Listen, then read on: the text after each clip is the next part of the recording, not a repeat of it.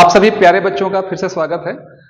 15 सितंबर को होने वाली हॉस्टल वार्डन भर्ती परीक्षा को ध्यान में रखते हुए हम अनुपात समानुपात के टॉप मोस्ट क्वेश्चन सॉल्व करेंगे। ऐसे क्वेश्चन सॉल्व करेंगे जो हमेशा परीक्षा में आते ही हैं और केवल हॉस्टल वार्डन नहीं बल्कि दूसरी सारी भर्ती परीक्षाओं में यहाँ के क्वेश्चन उपयोगी होते हैं। चलिए पहला क्वेश्चन सॉल्व करते हैं। पहले क्वेश्चन को बनाने के मेरे पास 4 तरीके हैं। अगर A/B दिया और मुझे ABC का रेशियो चाहिए तो हम कैसे निकालेंगे?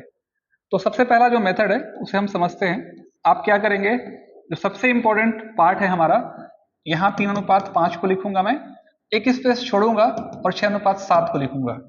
ठीक है, इसे कवर अप करने की कोशिश कीजिए। आप कवर अप करने की कोशिश का मतलब, जैसे यहाँ 3-5 देख रहे हैं और यहाँ आप 6-7 देख रहे हैं, तो मुझे क्या करना पड़ेगा, यहाँ पर एक डाटा बढ़ाना पड़ेगा। अगर ये 5 है तो यहाँ 5 लिखूंगा, ये 6 है तो मैं यहाँ 6 लिखूंगा और बस मल्टीप्लाई कर दूंगा। 6×3 = 18, 5×6 = 31 और 7×5 = 35। मेरा आंसर निकल गया। एक मेथड ये हो गया। अगर हम सेकेंड मेथड की बात करते हैं तो 3:5, यहाँ पर कितना है 6:7।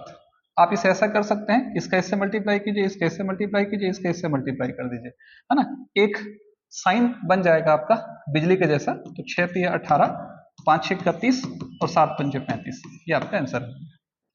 अगर आप इन दोनों विधियों का प्रयोग नहीं करना चाहते हैं तो हमारे पास एक तीसरे प्रकार की विधि है।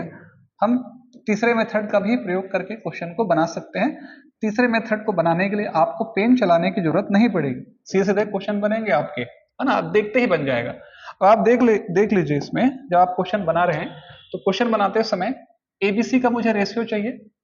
अब इसमें देखिए A/B 3:5 है, तो कौन सा ऐसा ऑप्शन है जिसमें आपको सॉल्व करने पर क्या आएगा, 3:5 आएगा, है ना। यहां देखेंगे AB का अनुपात 3:5 होना चाहिए। तो AB का अनुपात जब 3:5 हो तो आप 18 को देखिए, 30 को देखिए, 6×3 = 6×5 = 3×5 आ रहा है। इसमें 3×5 नहीं होगा, ऑप्शन खत्म। इसमें भी 3×5 नहीं होगा, ऑप्शन खत्म। यहां देखिए, या तो आंसर ये होगा या तो ये होगा। 6×3 = 6×5, 6×3 = 6×5। तो पहले दो का अनुपात 3:5, तो पहले और चौथे ऑप्शन में आ रहा है। दूसरे और तीसरे का 6:7 होना चाहिए। तो 30 और 35 को देखेंगे, यानी अगर मैं यहाँ 30 रखूंगा, यहाँ 35 रखूंगा, तो 5×6 = 5×7, देखिए 6-7 आ रहा है। तो जाहिर सी बात है पहला वाला मेरा क्या हो जाएगा, आंसर। आपको पेन चलाने की आवश्यकता नहीं पड़ेगी, इस बात को ध्यान रखिएगा। अगर हमारे पास कोई राशि ऐसी है जिसमें क्या किया गया है, 2 पार्ट दिया गया है, यानी 2 AB और BC का अनुपात दिया है, मुझे ABC का मान निकालना है, तो मैं ऐसे बनाऊंगा। Question number second, question second की हम बात करते हैं। सेकंड वाले क्वेश्चन में ध्यान रखिएगा, इसकी संख्या आपके पास बढ़ जाएगी, यानी A/B का उत्तर अगर मेरे पास 3, 4, 1, 2, 4, 5, 3, 4, 1, 2, 3, 4, 1, 2 और यहां पर कैसा है 4, 5, A/B, B/C और C/D, और मुझे यहां पर चाहिए ABCD का अनुपात। तो ऐसी अवस्था में इस क्वेश्चन को मैं कैसे बनाऊंगा, तो ध्यान में रखिएगा। आप इस क्वेश्चन को बनाना है तो इस क्वेश्चन को बनाने के भी हमारे पास 2 तरीके हैं। जो सबसे बेस्ट तरीका है वो है, आप लिखिए 3, 4, उसके बाद 1, 2, उसके बाद लिखिए 4 और 5, यानी एक स्पेस आपको छोड़ के चलना है ना। यहाँ 3, 4, जहां 4 खत्म हो रहा है वहीं से दूसरा शुरू हो रहा है 1, 2, और जहां 2 खत्म हो रहा है वहीं से हो रहा है 4, 5। अब ऐसी अवस्था में आप इसे कवर अप करने की कोशिश कीजिए। 4 के ठीक नीचे में 1, 2, 2 जहां खत्म हो वहां से 4, 5। ये 4 लिखा है तो इधर 4 लिखिए, यहां भी 4 लिखिए। ये 1 लिखा है तो इधर आएंगे तो 1 लिखेंगे, ये 2 लिखा है तो इधर आएंगे तो 2 लिखेंगे। यहाँ लिखा है 4 तो यहाँ लिखिए 4 और यहाँ भी लिखिए 4। इनका आपस में मल्टीप्लाई कर दीजिए। बात को समझिए, ABCD का अनुपात हमको निकालना है, 4 का अनुपात निकालना है, तो 4 का लेयर होना चाहिए। 3, 4, 1, 2, 4, 5। ये 4 है तो 4, 4, ये 1, 2 है तो लेफ्ट में 1, इधर 1, ये 2 है तो राइट में 2, ये 4 है तो 4 और 4 मल्टीप्लाई कीजिए। 3 चौक 12 आपस में, 4 चौके 16, तो यहाँ 4 दूनी 8 चौक 32 और यहाँ पर हो जाएगा 5 दूनी 10 चौक 40, यानी एक तरह से मेरा अनुपात हो जाएगा 12, 16, 32 और 40। अगर ये पूरी संख्या डायरेक्ट किसी समान संख्या से कट रही तो काट सकते हैं, 4 से कटेगी तो हम ऑप्शन देख लेते हैं। ऑप्शन में यहाँ पर असल में जो सवाल है उस सवाल में कहीं पर नॉट दिख रहा है, नॉट मतलब इनमें से कोई नहीं, है ना। तो एक्चुअल में आपको सिर्फ जब परीक्षा में क्वेश्चन आएगा तो एक स्टेप और जाएगा। 4 3 12, 4 चौके 16, 4 8 32 और 4 दाम 40, तो ये इन चारों के बीच में 3, 4, 8 और 10 का रेशियो हो जाएगा। यानी पहले और दूसरे के लिए रेशियो 3, 4 होना चाहिए, उस ऑप्शन को देखिए। दूसरे तीसरे के लिए 4 8 मतलब 1 2 का होना चाहिए। तो ये भी सॉल्व होगा, 2 चौक और 2 पंचे। तो आप सिर्फ ये देखिए कि ए और किस ऑप्शन में कौन सा ऐसा ऑप्शन है जिसको हम पकड़ेंगे तो उसका आंसर 3 4 8 10 या 12 16 32 40 के अंतर्गत आएगा। आप ऑप्शन को लेकर के क्वेश्चन को बना सकते हैं। और अगर आप ऐसा नहीं करना चाहें तो ये सबसे बेस्ट तरीका मैं आपको बता रहा हूं, जो मैंने पहले तरीका बताया है वो बेस्ट है। और अगर आप ऐसा नहीं करना चाहें तो एक मेथड हमारे पास और है, उसका प्रयोग करके भी हम क्वेश्चन को बना सकते हैं। कैसे, देखिए यहां पे आपको जो मैंने लिखा है 3:4, 1:2 और 4:5। तो आपको क्या करना है, इसका मल्टीप्लाई इससे करना है, इसका मल्टीप्लाई इससे करना है। 3 एकम 3 चौक 12, यहां से आएगा 4 एकम 4 चौके 16, यहां से आएगा 4 दूनी 8 चौके 32 और यहां से आएगा सीधा सीधा 4 दूनी 8 पंचे 40। देखिए बात को समझिए, एक लकीर सीधी आएगी, एक लकीर ऐसी आएगी।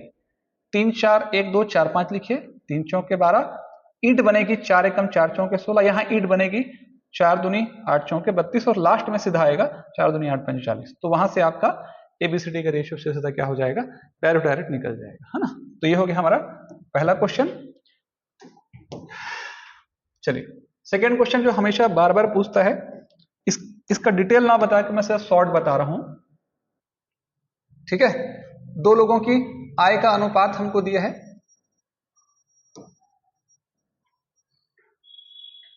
चलिए आय वाला एक सवाल है उसको फिर करेंगे।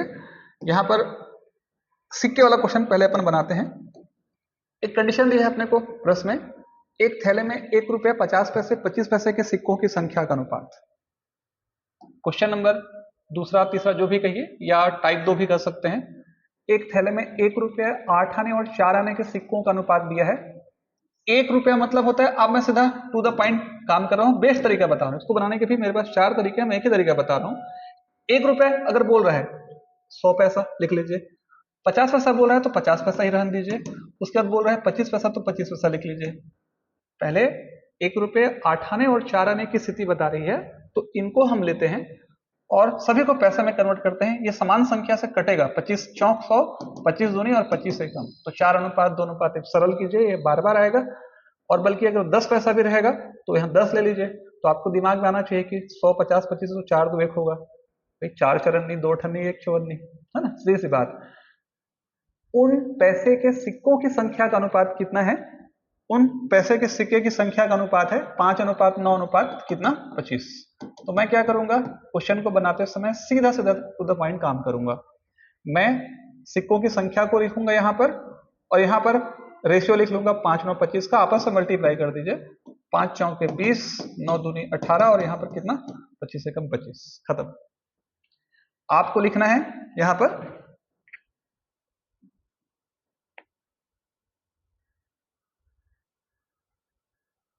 चलिए ध्यान दीजिए, यहां पे लिखना है 4 सिक्कों की वैल्यू लिखनी है, 100 50 25 के हिसाब से 4 2 1 और अनुपात दिया है 5 9 25। इसको सॉल्व कर लीजिए, सॉल्व करने के बाद इसको मल्टीप्लाई करेंगे। मल्टीप्लाई करने के बाद जो पार्ट आपको दिख रहा है ना, 20 हिस्सा 18 हिस्सा और 25 हिस्से में टूट गया, इतने को आपको जोड़ना है। और इतने का जो जोड़ है, 8 5 13 का 3, ये 63 हिस्सा, इतने का जो जोड़ जो है वो कुल रुपए के बराबर हो जाएगा। और कुल रुपए है हमारे पास सिक्कों का कुल मूल्य 1008 रुपए, तो इतने का जोड़ 1008 हो जाएगा।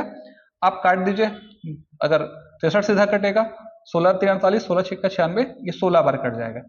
तो ये हिस्सा ये सिक्कों के मूल्य की स्थिति थी और उनकी संख्या का अनुपात था। तो परिणात्मक अनुपात निकल गया 63 हिस्से के रूप में। 63 हिस्सा अगर 1008 रुपए के बराबर है तो एक हिस्सा इसके बराबर होगा 16 के बराबर हो जाएगा, तो एक हिस्सा हो जाएगा 16 रुपए। तो मुझे कौन सा हिस्सा चाहिए, मुझे 8 आने वाले सिक्के चाहिए, 50 पैसे सिक्के चाहिए। तो 50 पैसे वाला सिक्का 20 है, तो 18 हिस्से, 18 छिक्का ये आ जाएगा 8 छिक्का 40, ये हो जाएगा 5, ये हो जाएगा 288, है ना। यह हो जाएगा 288, गुणा करने पर 288 रुपए। और चूंकि ये रुपए में आए हैं और अठन्नी की संख्या चाहिए, सिक्कों की संख्या चाहिए, तो मैं क्या करूंगा, 288 रुपए बोलने से एक रुपए में 2 सिक्के होते हैं 50 पैसे के, तो 288 रुपए में 576 सिक्के हो जाएंगे। तो मेरा आंसर आ जाएगा 576 सिक्के। ये बेस्ट तरीका है।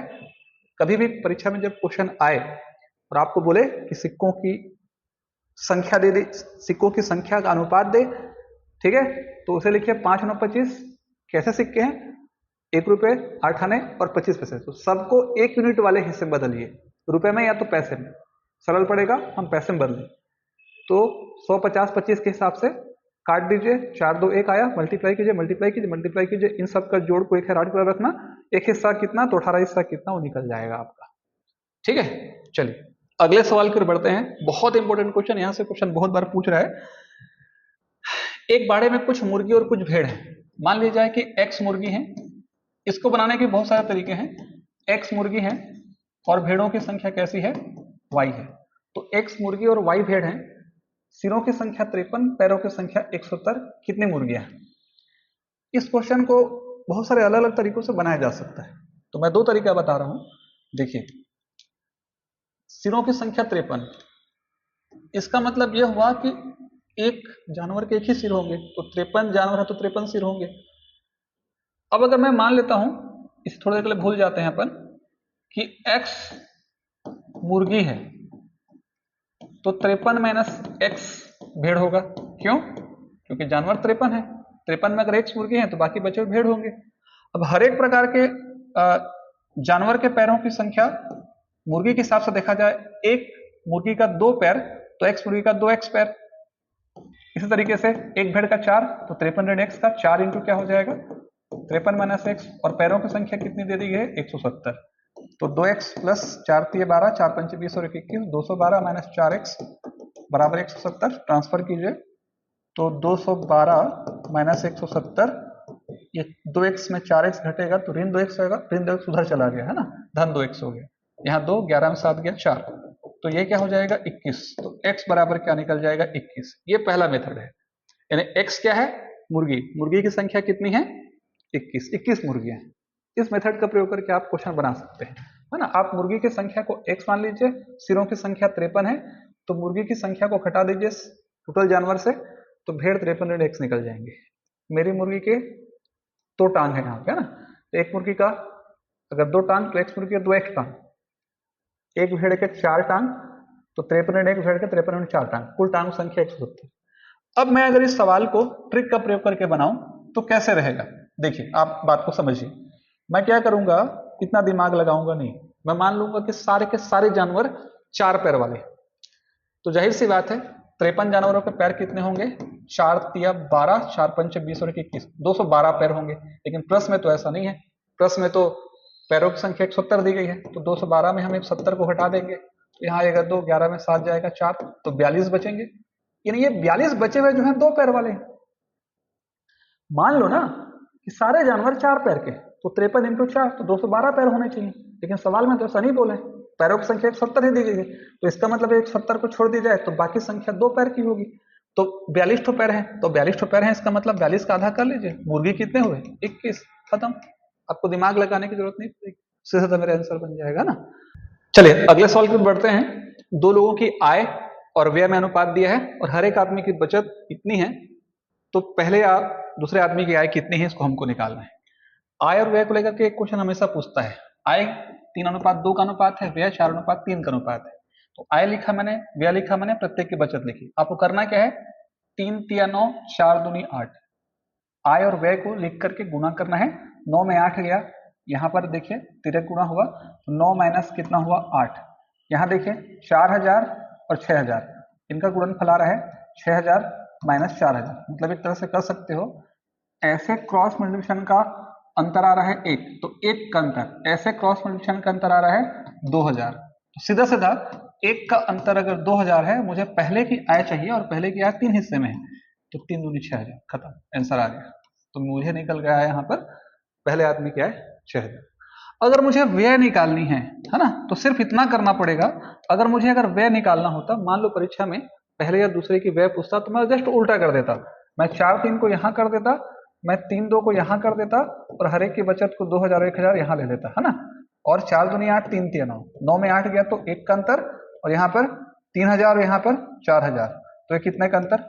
1 का अंतर। तो 1 का अंतर अगर 1000 है तो 4 का अंतर 4000, तो पहले का खर्चा 4000 और दूसरे का खर्चा कितना हो जाता?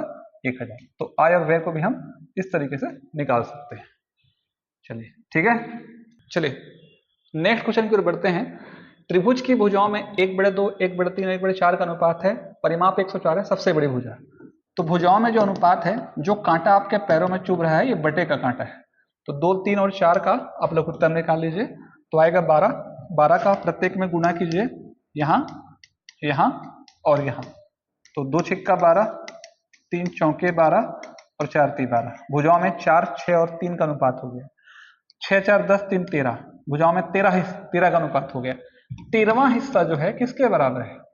देखिए परिमाप दिया है 104, तो 13 हिस्सा 104, तो 13 8 104, तो एक हिस्सा कितना हो जाएगा? 8। मुझे क्या चाहिए? सबसे बड़ी भुजा। तो सबसे बड़ी भुजा 6वां हिस्सा है, तो 6 हिस्सा मतलब 6 8 48। तो सबसे बड़ी भुजा निकल जाएगी आपकी 6 मीटर। ठीक है, चलिए जनरली इस क्वेश्चन को भी पूछता है बार बार। ठीक है, 2, 3, 4, 5, 2/3। इसका एक अलग से वीडियो मैं बाद में बनाऊंगा, ये भी अच्छा टॉपिक है, अलग अलग वैरायटी होगी, तो तुरंत क्वेश्चन बनेंगे। तो फिलहाल अभी मैं आपको आसान सा क्वेश्चन बता रहा हूँ। ठीक, आसान तरीका, 2/3, 4/5, 2/5 और 3/4। इसको आरोही क्रम में, बढ़ते क्रम में जमाओ। तो कुछ नहीं करना है, 2 तरीके हैं, 5, 3 और 4 का लघुत्तम निकाल के प्रत्येक में गुणा कर दीजिए और ओरल कीजिए। अब आप काटोगे 3, 5 और 4 का लघुत्तम, तो जाहिर सी बात 3 हटेगा, तो बचेगा 5 और 4, 5 चौके 20, यानी 20 इंटू 2 करो। यहां से काटोगे लघुत्तम को, 5, 4, 3 को, तो 5 कटेगा, बचेगा 4 तिया 12, तो यहाँ इंटू 12 हो जाएगा। यहाँ से 5 कटेगा, 4 तिया 12, यहाँ से 4 कटेगा, तो 5 तिया 15। लिख लीजिए 20 दूनी 40, यहाँ लिख लीजिए 12 चौका 40, यहाँ लिख लीजिए 12 दूनी 24, यहाँ लिख लीजिए 15 तिया 45। तो सबसे बड़ा कौन हो गया? ये। सबसे छोटा ये। तो 24 रेशियो 40 रेशियो 48, यहाँ 45 रेशियो क्या? 48। इसी के अनुरूप इन सब का जो परिणाम है उसे आप सेट कर सकते हैं। एक मेथड ये हो गया। दूसरा मेथड ये है कि आप इसे डिवाइड कर दीजिए, 3 छिक्का 18, 5 अट्ठे 40, यहाँ 5 चौके 20 और 4 सत्ते 28। तो सबसे बड़ा कौन है? ये वाला, उससे छोटा ये वाला, उससे छोटा ये, उससे छोटा। अवरोही क्रम बोले तो आरोही क्रम बढ़े तो बढ़ते क्रम में आप उसे सेट कर सकते हैं। चलिए ठीक है, नेक्स्ट एक वीडियो में आगे के कुछ महत्वपूर्ण प्रश्नों को सॉल्व करेंगे। ये कुछ टॉप मोस्ट क्वेश्चन है, इतने को आप घर में जरूर अभ्यास कीजिए। अगर आपको वीडियो अच्छा लगे तो जरूर से लाइक कीजिए, सब्सक्राइब कीजिए चैनल को और सभी लोगों के पास भेजिए। सभी को थैंक यू।